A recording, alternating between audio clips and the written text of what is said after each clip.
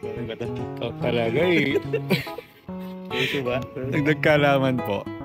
Alam nyo ba na ang pagtawa po, hindi lang po siya pampasaya. Ayon po sa siyensya na kapag paalis din siya ng sakit o bigat na karamdaman. Paano nangyari yon? Alamin po natin. Ganito kasi yan. Kapag tumatawa ka, naglalabas ang katawan mo ng endorphins. Ito ang tinatawag na feel-good chemicals ng katawan na natural painkillers din. At hindi lang yan, ang pagtawa ay nakakapag-relax sa muscles mo at nakakababa ng stress hormones tulad ng cortisol.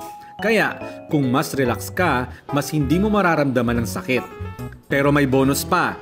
Ang pagtawa, lalo na kapag kasama ang mga kaibigan o pamilya, ay nagre-release ng oxytocin. Ito ang bonding hormone na nagbibigay ng sense of comfort. Kaya minsan, kahit masakit ang likod mo o may headache ka, parang nakakagaan ng pakiramdam kapag tumatawa ka kasama ang barkada.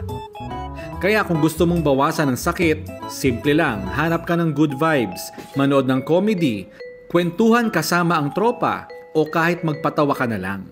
Laughter is truly the best medicine, di ba?